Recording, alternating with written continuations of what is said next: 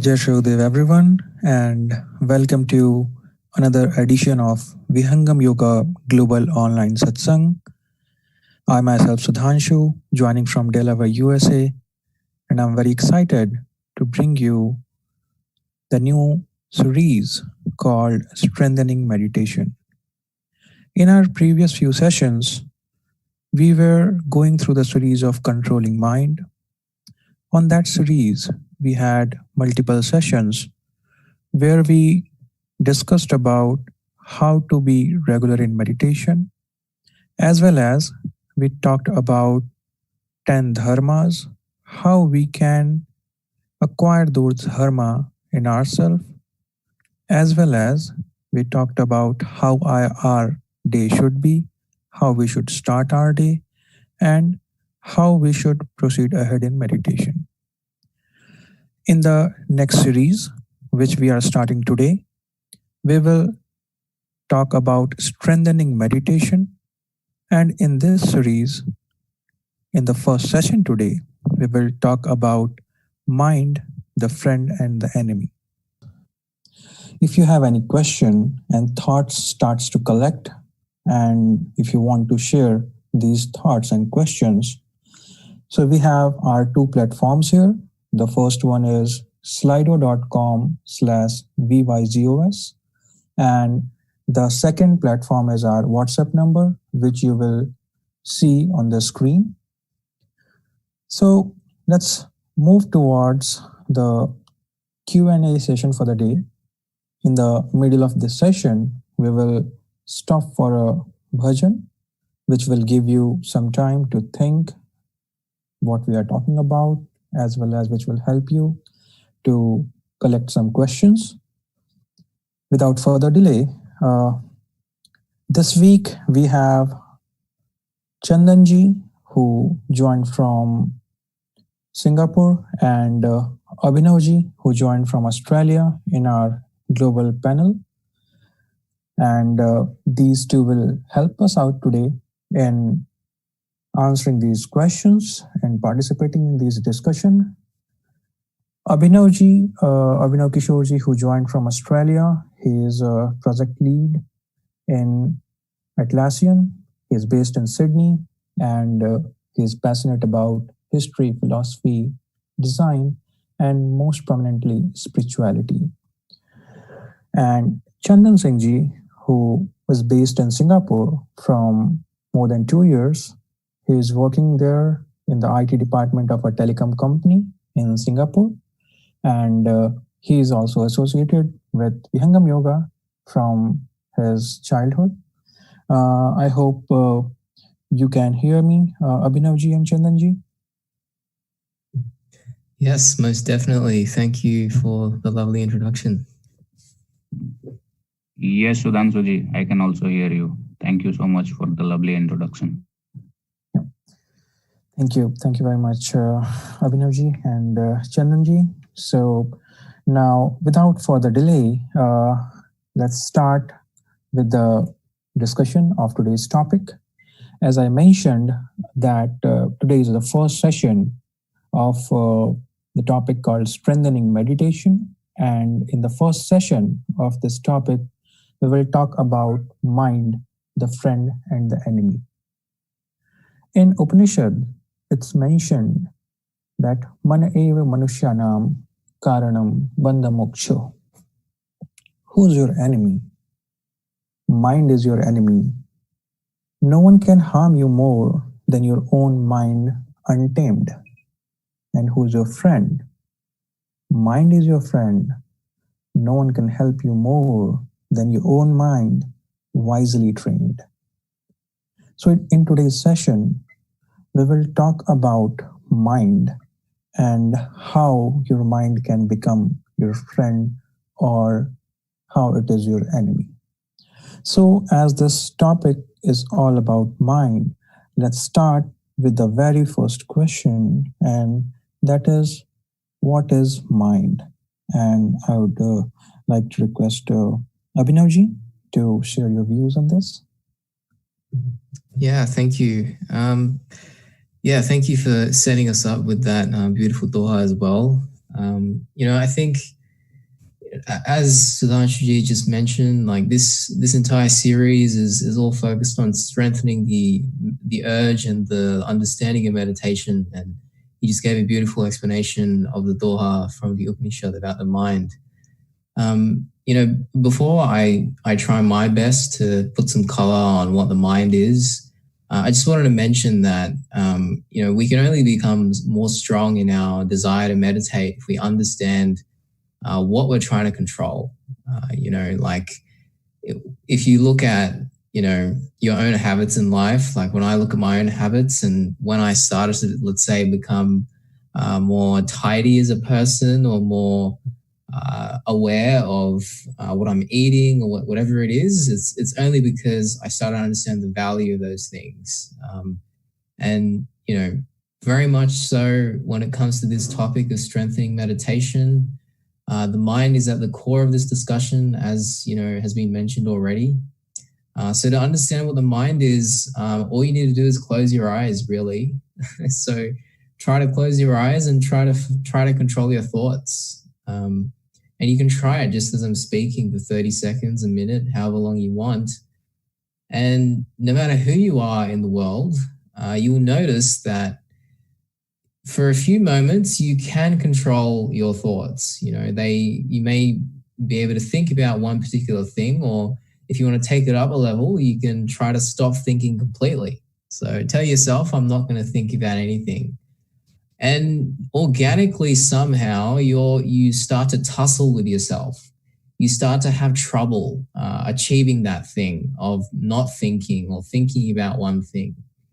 And it poses a very interesting problem because you want to do something, but something else is actually happening. So in the spiritual philosophy and the yogic philosophy, as we become more subtle, as we meditate, as we understand ourselves better, we start to identify that there are different forces within us which are at battle with each other. And one of these forces is particularly tricky. It has also been called a monkey symbolically in different cultures, in different philosophies. It's called by so many different names, but the property it has is a very troubling property that when it becomes active, when it becomes when it has energy within it, the way it acts, the way it performs its activities is that it is very distracted and uncontrolled in nature. So, before I try to answer the question more directly, and I, of course, want to understand what Chandanji has to say on this as well, but before I do that, just to illustrate this, think about it this way. You're sitting in a chair and you're typing away, maybe at work, maybe at uni, maybe at school, you're sitting at a desk and you're writing. But for some reason, someone is standing next to you and they just keep shaking the desk. And, you are so used to it that you don't even realize. You keep writing, you get distracted, you keep trying. And eventually, at some point in your life, you realize that there's someone shaking your desk all the time. Like, why is this happening? And the mind is this is what the mind is. The mind, by definition, is an entity which exists within us, which is not entirely conscious or entirely inert. It has both properties. It is sort of the interface between the conscious energies within us and the sensory organs and the sensory objects or properties which we have. And all it does is it will look at all the information which it has available to it, whether it is through the senses or through the accumulated experiences you have. And it will try to use those things to distract you. And this is why in spirituality, and I'm sure we'll discuss this further, it is seen as the core of most of the problems we have in life. So if you can control your mind, if you can tame your mind, you can then sit in one place and you can be completely present. You can be completely at rest and you can focus with this renewed energy, which, allows you to achieve so many more things. So, in short, there is this entity within us which we can observe. Just close your eyes and observe it for yourself. Even if it's not observing it completely, you'll at least observe what it's doing. And then you can start to see how it is using all the information it has to distract you. You're sitting there, it'll try to remind you of things that have happened.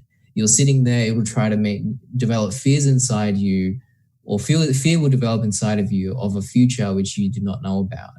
So, it sits there as a conscious and inert entity, distracting us all the time. So that's my short reflection on this. I'd love to hear what Chandanji has to say as well. Thank you, Abhinavji. I think you have explained very beautifully. From my side, let's move further so that I can add my points as well. I'm very fortunate to have an opportunity in this forum to speak for the first time. Till now, I had been doing bhajans, but for the first time, I have got this opportunity. So I want to utilize this opportunity to explain my thoughts, put my thoughts in this forum again. So when this topic I had to thought of, I started thinking that where should I get some information to understand and to make others also understand. And then I turned towards the Swarved. Swarved is encyclopedia of spirituality, and Swamiji has written everything inside it, which one can find everything and understand everything easily. So Swamiji has written in Swarved, मन चेतन जद नहीं बने, मन मध्यम परिमाण, तीन कारण मन से जगई, मन अनुके स्थान, अक्षर मन का योनि है, अक्षर से मन होए, पंचभूत से मन नहीं, यह तत्व समझा कोय. These two couplets from Swarved explain what is mind. Actually, mind is neither conscious nor inert. Mind is an entity between the consciousness and inertness. It is therefore called Agantuk Chetan.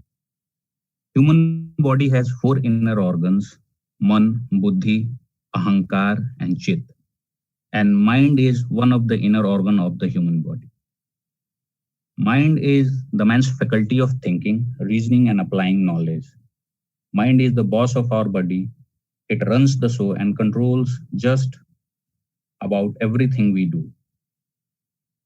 It is usually defined as the faculty of an entity's thoughts and consciousness. The mind is center of soul and core of the spiritual body. Over to you, Sudhanshuji. Thank you, Chandanji, and thank you, Abhinavji, for beautiful explanation of this question, that what is mind. And as both of you mentioned, that mind is neither conscious nor inert. And as this question itself is, what is mind? And you both very beautifully explained that how it works inside us. And that's the main confusion in people, that whenever we talk about, like in our sessions, whenever we ask them, where is your mind? And the biggest confusion is some people understand or thinks that it's your brain, or someone will think that it's your prana, the breathing, so they will try to control that, or it's your thoughts, or what. So before proceeding to the next question, as you both mentioned, that it's not your brain, not your breathing, pranas. It's dual in nature. It's neither inert nor conscious. And as Chandan, you mentioned that it originates from Akshar, as Swamiji mentioned in Swarved. So this is all about that mind is a conscious when it originates, and when it comes into the Prakriti, it becomes inert due to the surroundings and ignorance. So before proceeding ahead, the second thought which comes in my mind, like now as we have a basic understanding that what mind is, the next question which comes in my mind, and as Abhinav was explaining that just sit idle and try to see how your thoughts are going and how things are coming in yourself. So if we try to understand that how mind functions within your body, then I think that will give a clear picture about mind, that what it is and how it is working within us.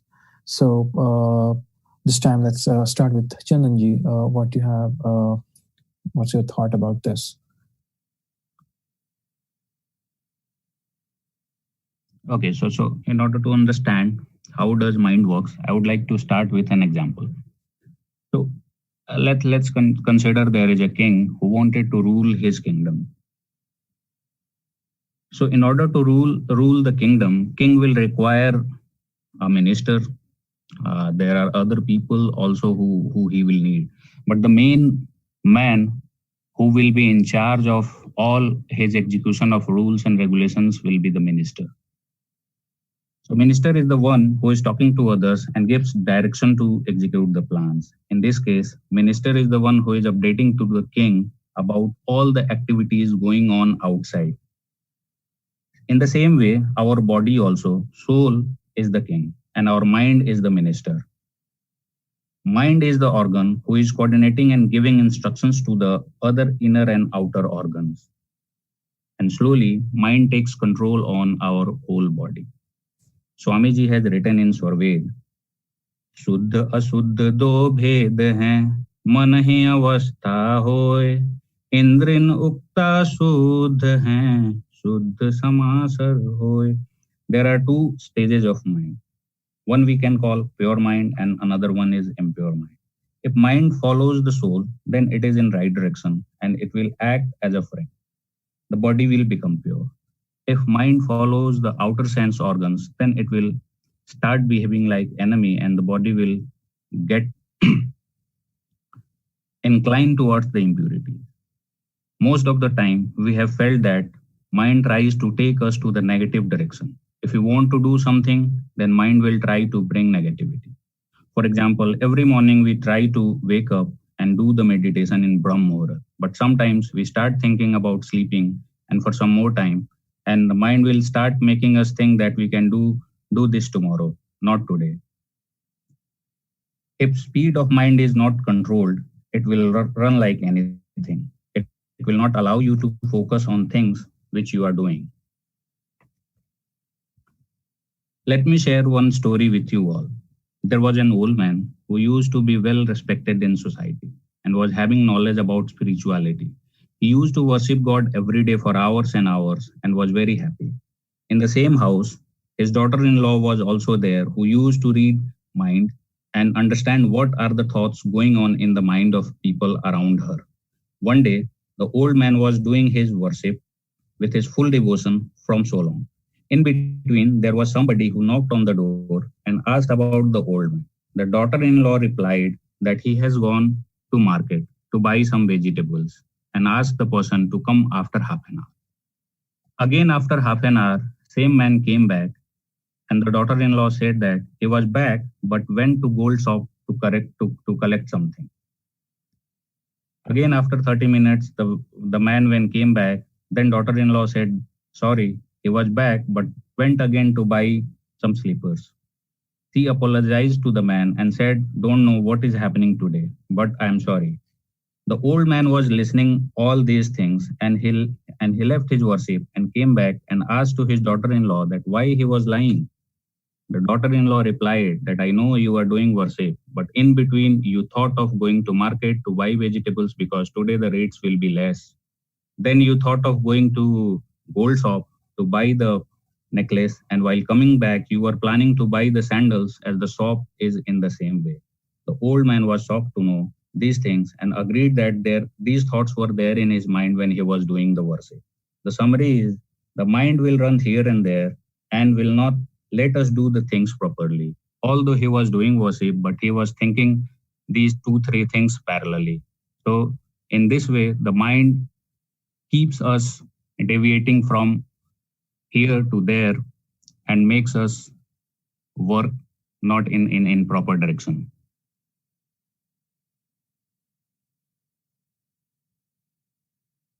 Over Yeah, to Sudhanshuji. yeah. Thank you, Chandanji. And yeah, you, as you said, rightly, it happens to all of us that we normally not able to focus or concentrate on what we are doing. Whenever you are doing something, some other thoughts keep coming to us. Uh, so let's hear from Abhinavji that what's his thought about it. Abhinavji. Yeah, sure. Thank you to Chandanji for those beautiful tales there. They gave a lot of good thoughts to all of us. Yeah, I think in terms of when we say how does the mind function, it's a very deep question, which, if we can understand how the mind functions, then we really start to touch on the topology of our existence in a way. And the first thing I want to mention is that language is not very important here. What's important is the experience, right? So the experience here is you sit in one place and you start to become more subtle. You start to notice your thoughts, you start to notice your impulses, your feelings, your emotions, and you start to trace it back to one force first. And that force is the mind, which Chandanji explained very beautifully from the Swadhyaya as well. Now, you start to notice this force and what it's doing and its nature as a distracted entity. But then as you become more and more subtle, you start to notice that that entity itself is drawing its energy from somewhere else. So, for myself, like I am trained and I work as an engineer. I deal with systems all day. And any system, you look at any system in the world, it can only be active if there is a source of energy within that system. Now, for the mind, the most interesting thing is on the yogic path, as you become aware of the mind and its properties, you start to realize that it is not a self-contained system in the sense that it does not draw energy. It is not an energy source, basically. It is not the engine which is driving things. So in the Swadhyaya, then, in this experience of spirituality, which the Swadhyaya most beautifully inscribes, as you become more subtle, you start to notice that there is a more subtle force inside of you, which is the engine of the body. And this engine, you can call it whatever you want, but it is there. It is within your body and it drives your body to work. It is through that your sensory organs are animated. It is through that your mind is activated. And this source of energy is called different things in different cultures. In the spiritual philosophy, in Vihangam Yoga, we call it the Atma, the soul. But the experience is what's most important, remember. So when you sit and you experience this entity, you start to realize what's happening. You start to realize that the engine of your body, which is who you actually are, because you trace this energy back and you realize, hey, this is who I actually am. You start to notice that its energy is being drawn away and into the world, and it's being thrown at everything in front of you. So, sometimes we look at the animal kingdom and we feel a sense of, trying to find the right word, but we feel a sense of not really pity, but we feel a sense of intrigue and and we're mesmerized by how some, different creatures, they behave differently. If you look at a bee, it will buzz around, it will go to the nectar and the pollen of different flowers, and it will try to extract the pollen, extract the sweetness of that thing, and then it will go to another one, it'll go to another one. Now, it's a bit of a blunt statement, but how is it that our life is different to that? Maybe we're not getting our nectar from flowers, but we're just using our sensory organs to arguably do the same thing. We're just seeking nectar in different places. So as we go through this process of understanding what's happening internally and how the mind functions by being powered by the soul, and then taking all of that energy and driving it through the senses, which we call the indriyas. As we start to understand this, words like maya and words like illusion start to converge and start to emerge in our consciousness, because we realize that what is actually happening is not what should be happening. What should be happening is I am the engine, I am the controller. The mind should be following what I have to say. So that is my short reflection on this one as well. Back to you, Sudhanshuji. Yep. Thank you, Abhinavji. And as very beautifully explained that, as you said, that we can consider ourselves as a engine, and mind is using our energy to perform his work. But as we face day to day, that mind is not actually doing what we want all the time. As we just heard from Chandanji and Abhinavji as well, that sometimes what happens that you are trying to do something and mind will try to show you that something else is important. Either it will give you excuses that why this is not important, or it will bring some other thoughts and show it as a priority for you. Just take an example. When you woke up in the morning and try to go for meditation, it happens that your mind will give you so many excuses. Let's sleep a little longer, or you are much tired today, or some other priorities. So mind is giving you something else and we are looking for something else. So the question is how to make the best use of mind in our own favor. What we should do that mind start helping us.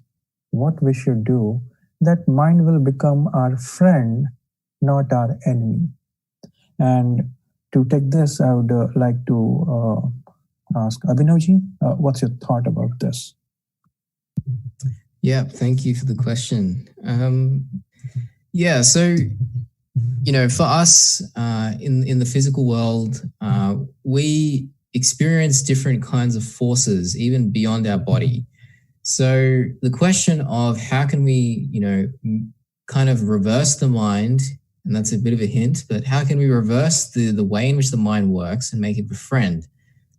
If you look at a car, it's traveling at, say, 80 kilometers an hour on a road. Now, by the law of mechanics and Newtonian physics, there is a force which is present between the tires of the car and the road. And, if you make a sudden turn or if you go at a very fast pace, you will see that force physically. You would see sparks and fire emerge from that contact between the two conflicting forces in a sense. And that's a bit of a hint because, when we look at systems in the world, in the physical world, where the two systems conflict against each other, there is this force which emerges, which is called friction, right? Or air resistance, or, I'm not an expert in things like contact physics and mechanics, but in essence, there is a friction present between those two forces or those two systems. Now, within us, there is this constant friction going on. As Chandanji explained in the tale earlier, as Sudhanshuji has been explaining as well, there is this constant friction inside us between what we want to do and between what the mind is making us do. So the question is, what does this lead to?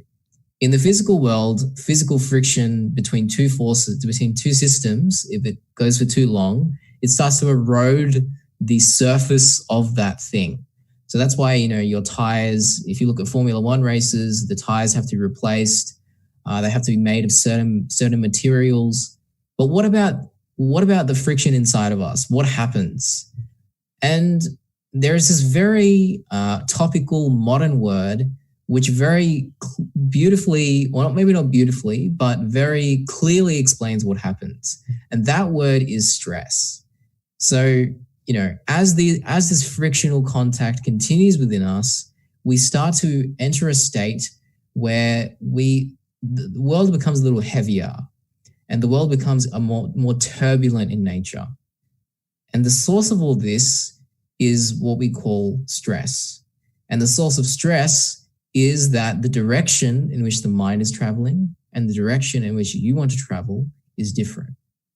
So the question is, what should you do? Now, if you would put this question to a child, okay, I have two things that are going in different directions and they are colliding against each other. The child may say, well, why don't you just make them go in the same direction, right? And it's a very simple but novel solution to the problem. And to be honest, this is the solution. The solution to the problem of mind is to reverse the flow of mind. Rather than having the mind, take energy from the soul and then scatter it through the world with the indriyas, the solution is for you to supply the mind with energy and then direct it in a certain way. So no longer will the mind extract energy, the mind will be supplied with energy in a conscious and aware manner. So in the yogic philosophy, we call this different things. We call it manjit. We call it, surati ulati. There's different phrases which can encapsulate this process. But this enemy of mind can become your best friend because think about it this way. If you can befriend this thing, you now have access to all of your sensory organs, to all of the subjects with which you interact with the world. And if you can now inject your will into that and your desire and principles into that, now think about how powerful that interaction can become. It is like, you've suddenly got complete control, complete access to everything which your body can possibly do or your existence can possibly do, not really your body. So now you can sit in one place and you can be completely present. You can use all of the ability you have without being distracted. So this is kind of the promise of what the mind can give you. And the process of doing this is, of course, something we'll discuss more, I'm sure, and I'd love to hear from Chandan as well. But the process of doing this, of reversing this flow, is called meditation. So that's my reflection on this. Maybe I'd love to hand over to Chandan and get his thoughts too. Thank you, Abhinavji. It was a really beautiful explanation. In order to add more, I would like to take one couplet from Swarved. मन संचालक देख का मन कर सकल पसार आत्म चेतन योग से मन कर कर्म अपार. Swamiji has written in Swarved, with the consciousness of the soul only, the mind gets active and controls the body. With the help of the mind, the soul interacts with the world. नेत्र अगर मन वास हैं जागृत में जग ज्ञान मन माध्यम परमान में स्वप्न कंथ स्थान. When awake, the mind associates with the indriya and works on interacting with the outer world. And when the mind leaves the touch with the outer world and goes inside the nerve called hit in the neck, then it collects subjects from chit and produces dreams of the soul. Therefore, the experience of the soul is the same whether in awake or in dream. Swamiji has further written in Swarved, मन स्वरूप शैतान को बिन मारे नहीं शांत भजन तजन कुछ नहीं बने दुखमय जीवन अंत. So these couplets of Swarved explain that how if mind is not controlled, how we will not be able to focus on doing anything, neither worship nor doing our daily life activities.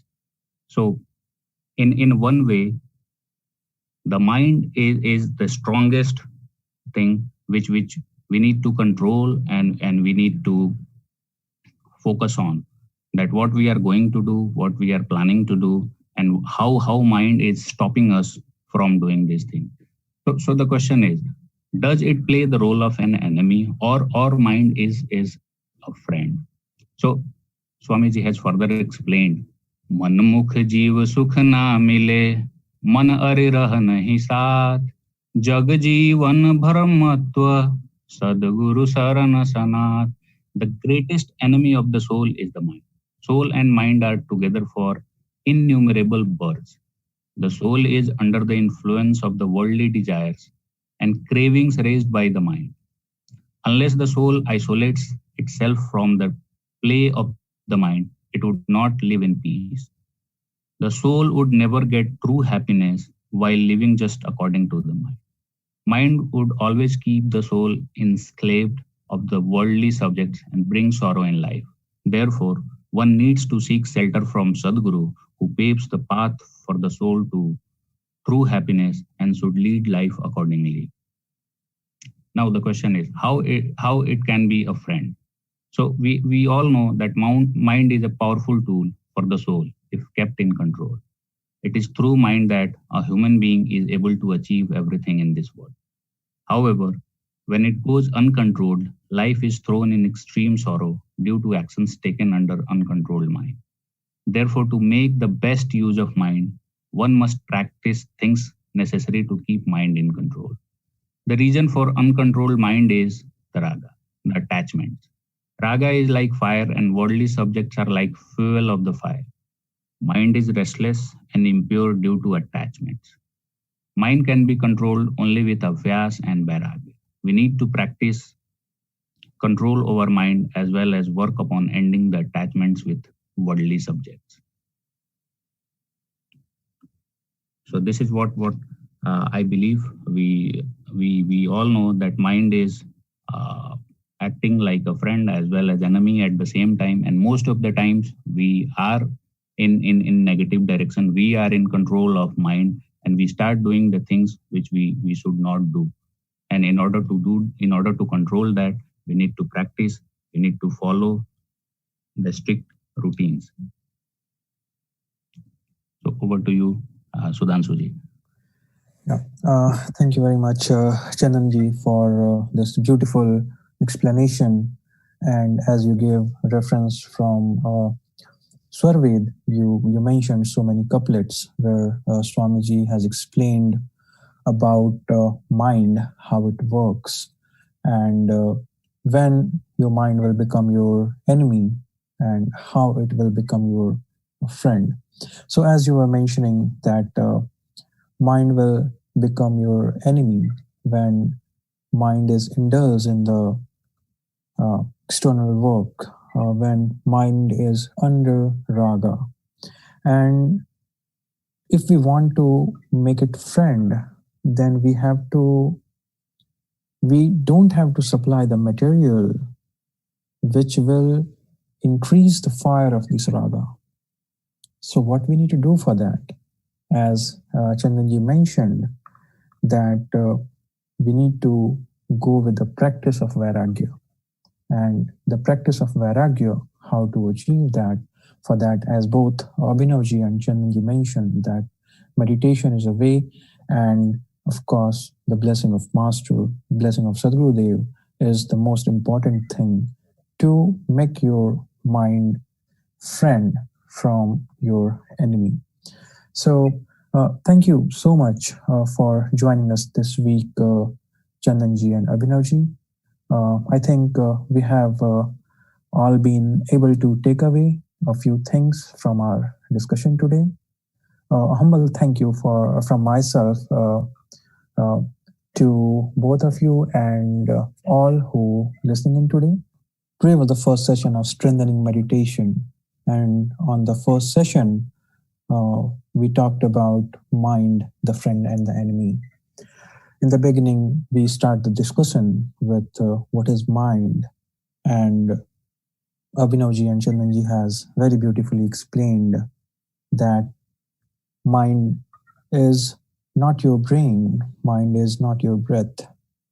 Mind is neither conscious nor inert, and mind originates from Akshar.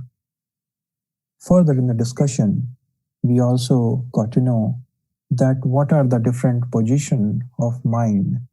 Where is your mind when you are in the awake status? Mind is in front of our eyes when we are in awake status. When we are in dreaming state, mind is near our neck in Hita Nadi. And when we are in deep sleep state, mind is either in our heart or in the Brahmanda. Further, we also discussed about how your mind functions, how it functions in body. And during this discussion, we got to know that how mind interacts through the world, through the energy of soul, and soul experience this entire world through mind. During this discussion, we also got to know that when the mind will become your friend and how it is your enemy. When mind is taking energy from the soul, what it means when mind is controlling you, that time it is your enemy. And when it works under the control of soul, it's your friend, it's not your enemy. So when mind controls, when mind is under raga, and how this raga will go down when we stop supplying material to the fire of raga. And how we can do that? We can do that by continuous practice of vairagya. And for vairagya, we taught to go for a continuous practice of meditation. So this is all what we talked in today's session. I think we all have a very good understanding about mind, how it works, how it becomes our friend, what is the path forward for that. Next week, we will come with the next lesson of this session. And with that, let's wrap up for the week. See you all next week. Have a great week ahead. Jai Shri Dev.